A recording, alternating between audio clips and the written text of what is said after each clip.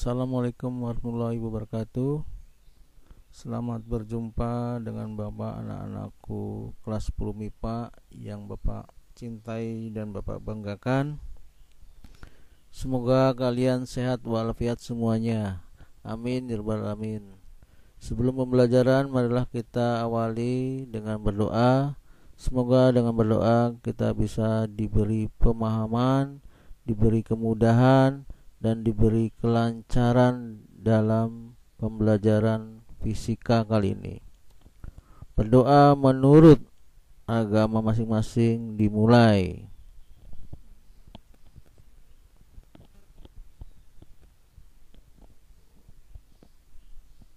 Berdoa selesai.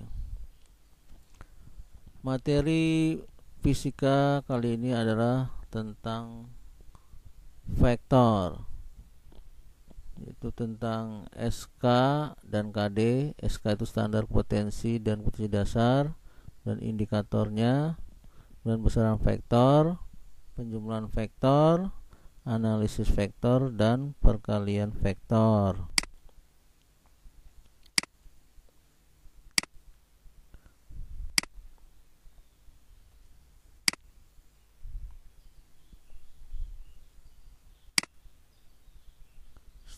Standar kompetensi vektor yaitu menerapkan konsep besaran fisika, menuliskan dan menyatakan dalam satuan sistem internasional yaitu SI dengan baik dan benar, meliputi lambang, nilai, dan satuan. Kompetensi dasar itu melakukan penjumlahan dan perkalian dua buah vektor. Indikatornya menjumlahkan dua vektor atau lebih dengan cara jaran genjang dan poligon. Yang berikutnya menjumlahkan dua vektor yang segaris atau membentuk sudut secara grafis dan menggunakan rumus kosinus. Dan menjumlahkan dua vektor atau lebih dengan cara analisis. Juga ditambah dengan cara segitiga, ya.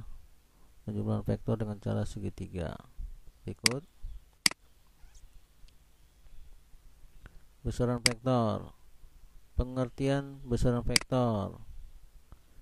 Dia ada mobil bergerak melaju, berpindah sejauh 10 meter ke kiri.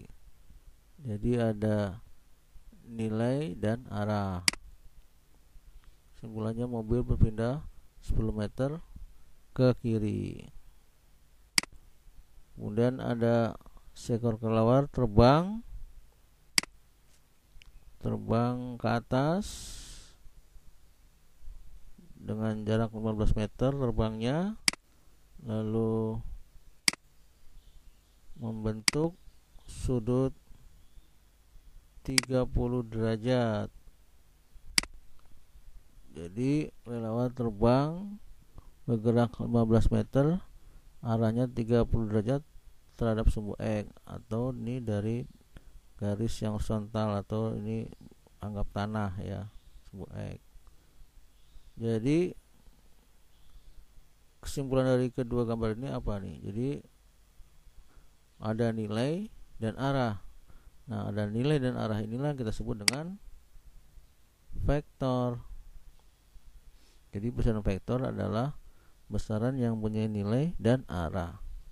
Sedangkan besaran yang mempunyai nilai tapi tidak mempunyai arah disebut besaran skalar. Kita lanjut. Contoh besaran vektor: perpindahan, kecepatan, percepatan, gaya, momentum, dan lain-lain. Nah, perpindahan. Jadi ada seorang berpindah sejauh 20 meter ke kanan. Berarti ini ada nilainya berapa? nilai pindahannya yaitu 20 nilai. Kemudian arahnya mana? Ke kanan, jadi arahnya ke kanan. Jadi perpindahan termasuk vektor karena ada nilai dan arah. Kecepatan seekor pleki berlari dengan kecepatan 5 meter per sekon ke kanan, berarti nilainya ada yaitu 5 meter per sekon kecepatannya. Ini adalah arah nilainya ya, 5 meter per sekon nih nilainya kecepatan. Dan arahnya mana? Ke kanan, jadi kecepatan termasuk vektor. Percepatan seekor macan tutul berlari ya dengan percepatan 10 meter sekon kuadrat, berarti nilainya percepatan adalah 10. Ini nilainya. Kemudian arahnya mana? Ke kanan, jadi percepatan termasuk juga besaran vektor karena ada nilai dan arah. Gaya sebuah kotak dengan massa M bergerak dengan didorong dengan gaya sehingga menghasilkan percepatan. Jadi gaya itu adalah M kali A. Nah, berarti nanti ada nilainya nih, massa dikali percepatannya, Pak. Berarti punya nilai dia gayanya. Nah, nilainya ini sebagai nilai F dan arahnya mana? Ke kanan. Jadi ada arah dan nilai itu. Jadi gaya termasuk besaran vektor. Momentum, ada kelereng dengan massanya M bergerak dengan kecepatan V, jadi momentumnya M kali V. Nanti M kali V ada nilainya di sini ya. Nah, jadi ada nilai, kemudian arahnya kemana? Bergeraknya ke kanan. Nah, jadi momentum termasuk besaran vektor karena ada nilai dan arah. Sekarang contoh besaran skalar yaitu jarak, kelajuan, perlajuan, usaha, energi, dan lain-lain. Jarak, jadi jarak hanya menyatakan besarnya saja atau nilai saja. Misalnya jarak suatu kota 20 km, berarti hanya nilai saja, jaraknya nggak ada arahnya, jadi nilai saja. Kelajuan, nah kelajuan juga ada nilai saja ya, menyatakan misalnya kecepatannya atau kelajuannya. Jarak dibagi waktu ya, ada nilainya nih, berarti arahnya nggak punya dia, jadi kelajuan masuk skalar. Perlajuan A V bagi T, nah berarti hanya nilai saja ya, nggak ada arahnya ini ya. Perlajuan masuk besaran skalar.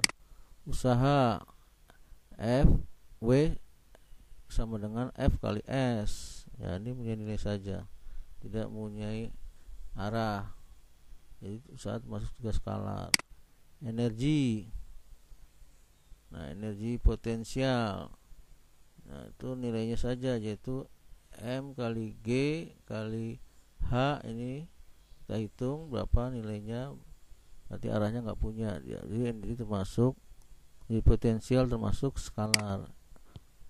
Begitu juga energi kinetik. Energi kinetik juga hanya nilai saja, jadi setengah mv kuadrat. Ini kita hitung ada nilainya, arahnya tidak punya, berarti energi kinetik termasuk skalar. Nah, kesemuanya ini jarak, kelajuan, pelajuan, usaha, dan energi itu hanya punya nilainya saja, tapi tidak memiliki arah. Jadi hanya punya nilai saja, tidak punya arah, berarti besaran skalar. Kita lanjut. Penjumlahan vektor secara lukisan itu ada 3 cara, yaitu dengan cara metode segitiga, metode poligon, dan cara jajaran genjang. Nah, misalkan seekor lumba-lumba bergerak membentuk garis vektor V1, kemudian bergerak lagi ke kanan mendatar bentuk vektor V2. Nah, bagaimana cara melukiskan resultan vektornya? Yaitu dengan cara membuat segitiga dari pangkal vektor V1 ini pangkal menuju ujung vektor V2. Kita tarik garis dengan cara segitiga. Nah, inilah resultan vektor V1 tambah V2. Artinya vektor V1 ditambah V2 hasilnya adalah resultan vektor, yaitu ini garis segitiga ini ya. Ini nama disebut cara segitiga. Jadi membentuk gambar segitiga. Kemudian vektor poligon. Ini ada vektor A ke atas, serong ke atas, ke kanan. Ini vektor A. Kemudian ingin ditambahkan dengan vektor B, yaitu kita taruh di ujung vektor A di sini ya.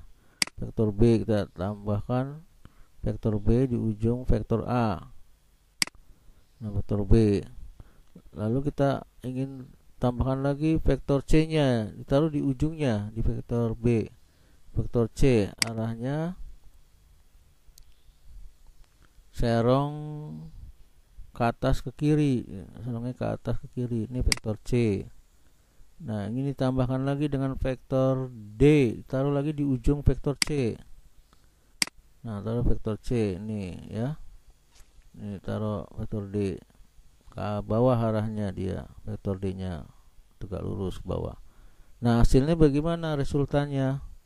Hasilnya vektor A tambah B tambah C tambah D adalah dari pangkal vektor A, ini pangkal vektor A sampai ke ujung vektor yang terakhir yaitu di D. Nah, ini di D. Tarik garis dari A ke D. Itulah hasil resultan vektor A ditambah B ditambah C tambah D.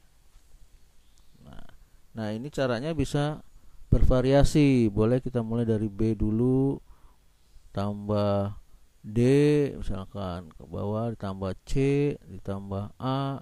Nah, nanti hasilnya akan sama seperti ini. Serong ke bawah, ke kanan.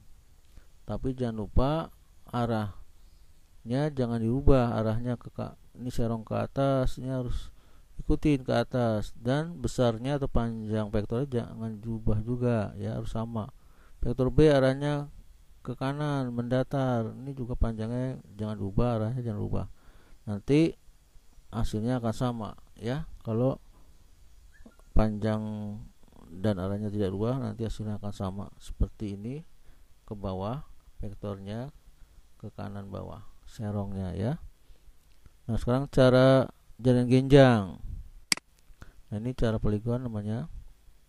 Sekarang cara jalan genjang. Ini ada dua vektor, V1 dan vektor V2 saling mengapit ya, ketemu di satu titik pangkal ini ya. Nah, ini ada sudutnya nanti theta, V1 dengan V2 membentuk sudut theta ya, theta derajat. Kita buat garis yang sejajar, yang berhadapan. Jadi V2 berhadapan di atas, ini adalah V2-nya atau vektor bayangannya. Kemudian vektor V1-nya ada di sebelah sampingnya, di depan. Nah, ini berhadapan. Ini untuk vektor V1 ya. Kemudian diagonalnya mana? Yaitu dengan menarik garis diagonal dari pangkal vektor. Di sini pertemuan pangkalnya sampai ke pertemuan kedua ujung vektornya di sini. Jadi menarik diagonalnya. Nah, seperti ini. Jadi hasilnya adalah vektor V1 ditambah vektor V2. Nah, ini dengan cara namanya jajaran genjang. Jadi garis yang berhadapan sama besar dan searah. Nah, ini namanya jajaran genjang. Kita lanjutkan. Contoh penjumlahan vektor dengan cara poligon. Ini ada 5 soal atau 5 vektor ya, ada 5 vektor, kita jumlahkan. Vektor A ditambah vektor A ini arahnya mendatar, kemudian vektor B arahnya ke bawah, kecil pendek ya. Vektor C arahnya ke kiri mendatar, vektor D arahnya serong ke bawah ke kiri agak panjang, dan vektor A arahnya tegak lurus ke atas agak panjang. Vektor E ini yang kita ingin jumlahkan. Kita ingin jumlahkan dari vektor A, B, C tambah D tambah E ya. Nah, kita mulai dari A berarti ya. Vektor A kita ikutin ini arahnya ke kanan, tambah B ke bawah, C ke kiri, D serong bawah, E. Hasilnya dari pangkal sampai ujung R-nya. Inilah resultannya ya. Dari pangkal vektor A sampai ke vektor terakhir IE, serong ke bawah ke kanan ya. Nah, ini resultannya yang warna hijau. Boleh kita mulai dari vektor D tambah E tambah A tambah B ditambah C ya. Kita mulai dari D dulu di sini. D tambah E ke atas, A samping, B ke bawah, C kiri. Nah, ini hasil resultan dari pangkal sampai di C yang terakhir, di ujung C. Nah, hasilnya akan sama karena arah dan panjangnya nggak diubah. Sekarang kita coba dari vektor C tambah B tambah A tambah D tambah E ya. Kita mulai dari C dulu. C tambah B ke bawah tambah A tambah D E ke atas. Nah, hasilnya dari pangkal vektor C sampai ke ujung vektor E yang terakhir ya. Nah, ini pangkal sampai ke E, ujung E yang terakhir. Nah, ini R-nya sama semua resultannya ya. Nah, karena arah dan panjangnya tidak diubah.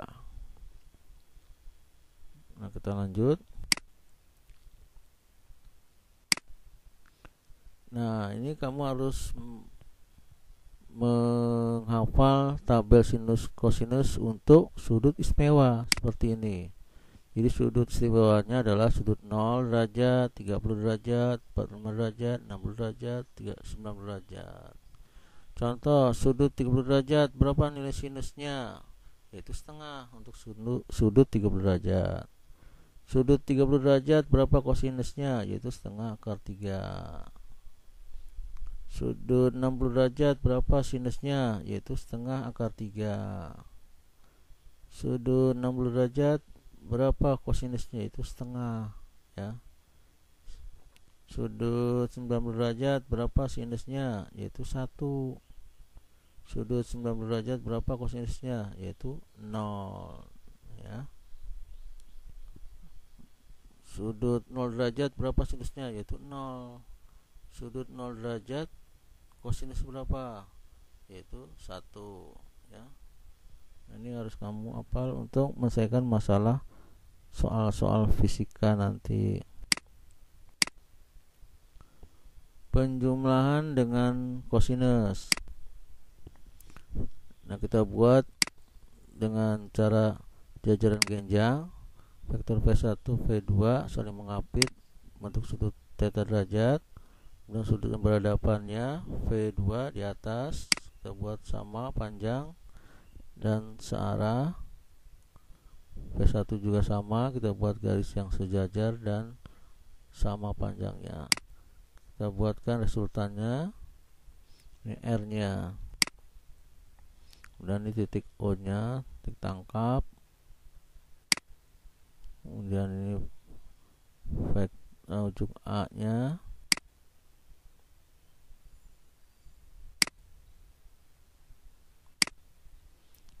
Alfa. Nah, ini sudut theta derajat yang sehadap dengan yang diapit nih sama ya nilainya. Kemudian ini ada selisihnya, sudut lurusnya dikurangi theta derajat, jadi 190 dikurangi theta, berarti ini sisanya nih ya. Nah, berarti berapa nilai resultannya? Yaitu dengan rumus kosinus adalah ini R kuadrat sama dengan V1 kuadrat, yang ini V1 dikuadratkan ditambah V2 dikuadratkan ditambah dalam kurung 2 kali V1 kali V2 dikali dengan kosinus tetanya ya. Jadi kalau R saja berarti R sama dengan akar dari V1 kuadrat tambah V2 kuadrat ditambah dalam kurung 2 kali V1 dikali V2 kali cos theta. Nah, ini adalah dengan rumus penjumlahan vektor dengan cara kosinus ya. Kalau tadi dengan cara gambar, sekarang dengan cara rumus kosinus. Kita lanjut. Contoh soal. Dua buah gaya yang besar masing-masing 10 Newton mengapit sudut 60 derajat seperti pada gambar. Hitunglah resultan kedua gaya tersebut. Nah, ini ada vektor F1, F2. Nah, sekarang V tadi kita ganti dengan F. Jadi F1, F2 saling mengapit 60 derajat. Kita selesaikan dulu gambarnya dengan jajaran genjang. Nah, kita buat dulu gambarnya. F1, F2 60 derajat. Jadi sejajar, diagonalnya R. Nah, ini dengan cara rumus kosinus ya, yang tadi yaitu jadi R sama dengan akar F1 kuadrat, ini yang ini F1 dikuadratkan ditambah F2 ini dikuadratkan ditambah dalam kurung nih 2 kali F1 kali F2 kosinus tetanya ya, sinus ke tetanya 60 derajat. Kita masukkan nilainya. Karena masing-masing 10 Newton berarti F1 nya 10 Newton kuadrat, F2 nya 10 Newton kuadrat ditambah 2 kali 10 kali 10 kali cos 60 derajat. Jadi 10 kuadrat 100, 10 kuadrat sini 100. Ini 2 kali 10 kali 10 berarti 200. Kosinus 60 derajat dalam tabel ada setengah ya.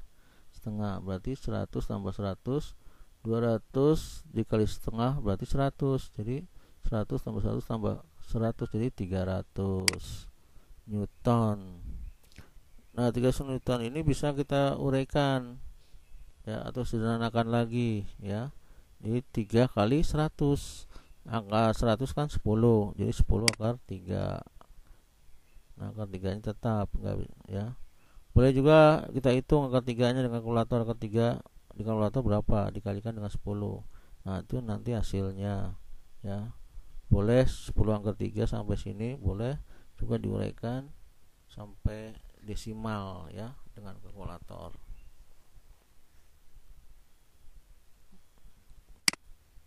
Nah, demikian, mudah-mudahan bisa dipahami. Mohon maaf bila mana ada salah kata. Bapak ucapkan wabillahi taufik walhidayah. Assalamualaikum warahmatullahi wabarakatuh.